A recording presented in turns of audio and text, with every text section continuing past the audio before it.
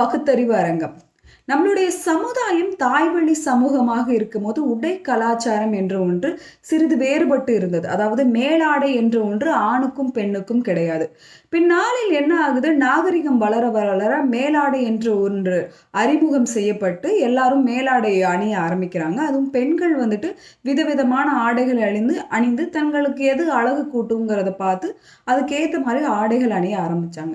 இவ்வாறாக நம்மளுடைய இந்திய நாட்டில் வந்துட்டு தாய்வழி சமூகம் மாறி நாகரிகம் வளர்ந்து பெண்கள் ஆடைகளை அணிவித்து தன்னை அழகுபடுத்தி கொண்டிருந்த காலத்தில் ஒரு பகுதியினர் மட்டும், இந்தியாவில் ஒரு பகுதியினர் மட்டும் அதாவது ஒடுக்குமுறையின் காரணமாக மேலாடை அணிய மறுக்கப்பட்டார்கள்.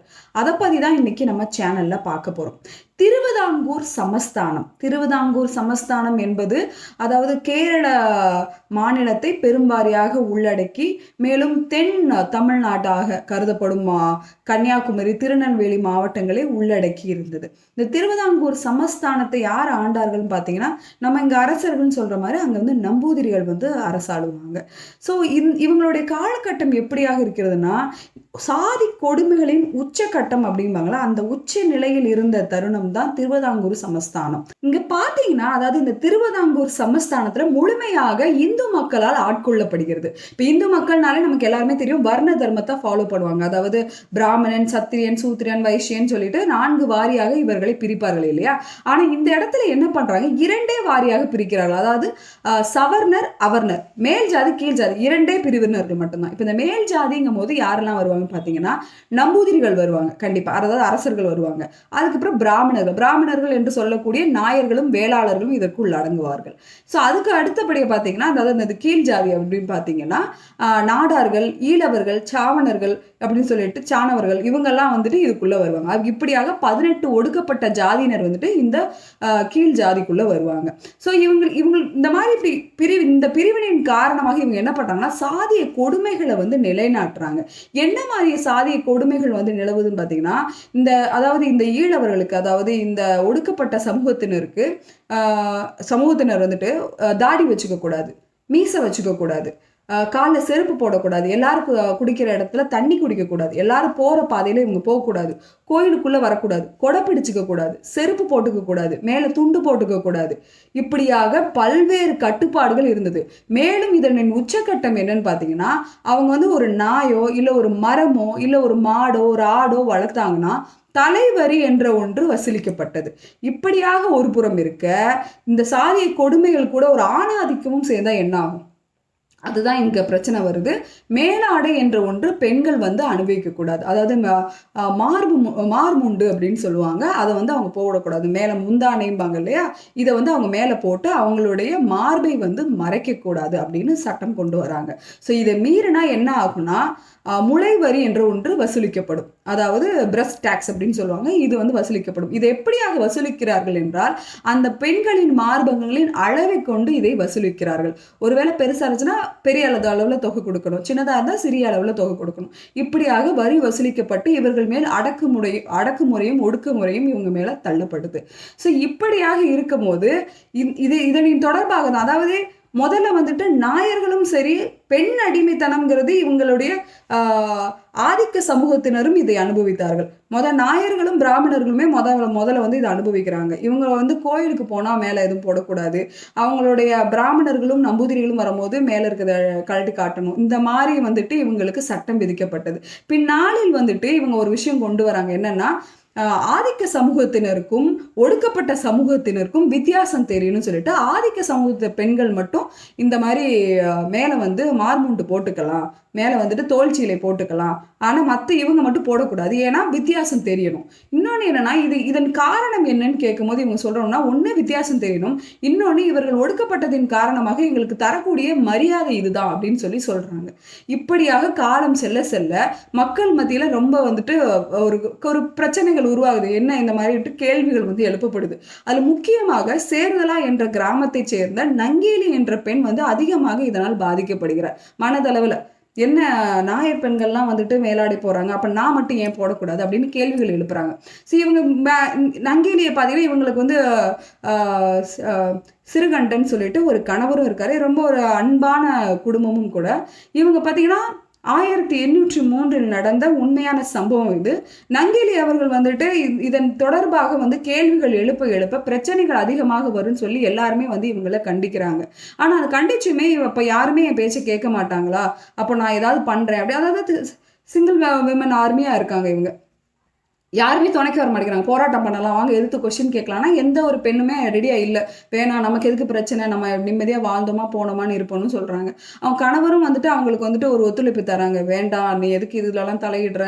நம்ம நம்ம நிம்மதியா இருந்தா போதும்ன்னு சொல்லி அவங்க கணவரும் சொல்றாங்க. அப்படி இருந்துமே நங்கேலியால அத தாங்கிக் கொள்ள முடியல. ஒரு காலகட்டத்தில என்ன பண்ணிடுறாங்க, அதாவது 1803ல என்ன பண்றாங்க, இவங்க ஒரு வழியாக மேலாடை அணிந்து விட்டு நான் இத வந்து நான் நிரூபிச்சு காட்டுவேன். நானும் மேலாடை போடுவேன் அப்படின்னு சொல்லிட்டு அவங்க ஊர் வழியா நடந்து போறாங்க. ஸோ இத பார்த்த எல்லா மக்களும் வந்துட்டு இந்த மாரி நங்கேலி வந்து இத போட்டிருக்கான்னு சொல்லிட்டு அந்த செய்திகள பரப்புறாங்க. ஊர் ஃபுல்லா பரவுன செய்தி என்ன ஆகுது, நேரா வந்து நம்பூதிரிகளுக்கும் போகுது.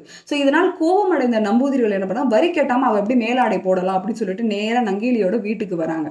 அப்ப நங்கேலி வீட்டுக்குள்ள கதவு பூட்டிட்டு உட்கார்ந்துருக்காங்க. என்ன பண்ணன்னு தெரியல. வெளிய இருந்து உன்னுடைய மார்பகங்களை காட்டு, உன்னுடைய அளவு எவ்வளோன்னு பார்த்து நான் சொல்றேன். அதுக்கேத்த வரிய வெளிய எடுத்துட்டு வா அப்படின்னு சொல்லி அவங்க கத்துறாங்க.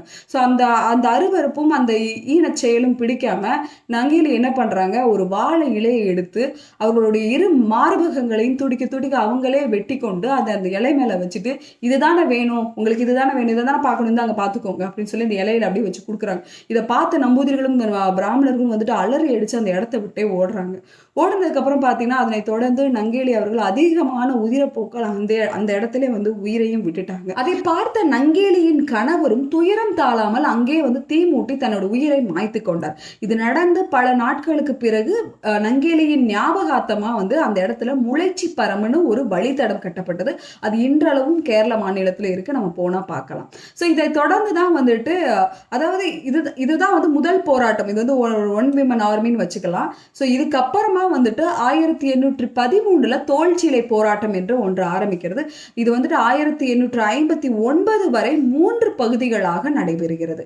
ஸோ முதல் போராட்டம் எப்போ ஆரம்பிக்குதுன்னு பார்த்தீங்கன்னா, அந்த திருவிதாங்கூர் சமஸ்தானத்துக்கு முத வந்துட்டு ஒரு பிரிட்டிஷ் ஆட்சியர், அதாவது பிரிட்டிஷ் ஃபாதர் ஒருத்தர் வராரு. அவர் அங்க இருக்க சூழ்நிலையெல்லாம் புரிஞ்சுக்கிறாரு.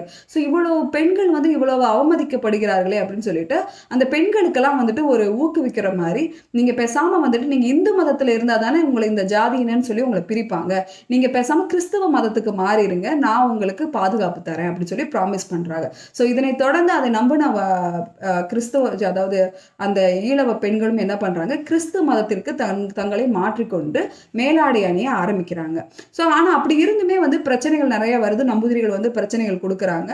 அப்போ இந்த ஃபாதர் என்ன பண்றாரு, ஸோ இதுக்கெல்லாம் இந்த பிரச்சனைக்கு ஒரு முடிவு கட்டுவோம் அப்படின்னு சொல்லிட்டு இந்த கிறிஸ்தவ பெண்களை பாதுகாக்க வேண்டும் அப்படின்னு சொல்லி இங்க இருக்கிற எல்லா பிரச்சனைகளையும் எழுதி சென்னை கவர்னருக்கு எழுதி அனுப்புறான். அப்ப சென்னை கவர்னர் வந்து ஒரு ரூல் கூட, அப்ப பிரிட்டிஷ் ஆட்சியில தானே இருந்தா, அவங்க சொல்றது தானே ரூல். அப்போ அவங்க இந்த மாதிரி சொல்றாங்க, இந்த மாதிரி கிறிஸ்தவ பெண்களை யாரும் வந்து தொந்தரவு பண்ணக்கூடாது அப்படின்னு சொல்லிட்டு அவர் வந்துட்டு ஒரு சட்டம் கொண்டு வராரு. ஸோ இதன் காரணமாக அங்க இருக்கிற கிறிஸ்தவ பெண்கள் மட்டும் பாதுகாக்கப்படுகிறார். முழுமையாக இந்த நாடார் பெண்கள்லாம் வந்துட்டு கிறிஸ்தவ பெண்களாக மாறுகிறார்கள். ஈழவர்கள் எல்லாருமே வந்து கிறிஸ்தவ பெண்களா மாறிட்டு இருக்காங்க. இதை பார்த்தோன்னே இந்த நம்பூதிரிகளுக்கும் பிராமணர்களுக்கும் ரொம்ப கோவம் வரும். என்ன எவ்வளவு தைரியம் இருந்தா என்னுடைய கட்டுப்பாட்டுக்குள்ள இருக்கிற இந்த சமஸ்தானத்துக்குள்ள இவங்க வந்துட்டு இப்படி மத மாற்றத்தின் காரணமாக நம்மளுடைய ஒடுக்குமுறையை கேவலப்படுத்துவாங்க அப்படின்னு சொல்லிட்டு இவங்களுக்கெல்லாம் கோவம் வருது. நிறைய பிரச்சனைகள் வருது. இந்த பிரச்சனையின் காரணமா என்ன பண்றாங்க, அங்க இருக்க சர்ச்செல்லாம் வந்து இவங்க அடிச்சு நொறுக்குறாங்க. மேலும் சார்ல்ஸ் மீட் தலைக்கு வந்துட்டு ஒரு விலையும் வைக்கிறாங்க. இவன் தலையை கொண்டு வரவங்களுக்கும் இவங்களுக்கு இந்த ரேட்டுன்னு சொல்லி அவங்களுடைய அடாவடித்தனத்தை அந்த இடத்துல காட்டுறாங்க. இவர்களின் அடாவடி காரணமாக சார்ல்ஸ் மீட் அவர்கள் வந்துட்டு அந்த திருவிதாங்கூர் சமஸ்தானத்துல இருந்து முழுமையாக துரத்தவும் படுகிறார். அப்படி அவர் துரத்தப்பட்டாலும் நாங்க வந்து எங்க போராட்டத்துல இருந்து விடுபட மாட்டோம்னு பெண்கள் வந்து உறுதியா இருக்க ஆரம்பிக்கிறாங்க. இது உண்மையிலே ஒரு நடந்த ஒரு சம்பவம். உங்களுக்கு எல்லாம் தெரியுமா தெரியாது, இந்த தாலி அறுத்தான் சந்தைம்பாங்க.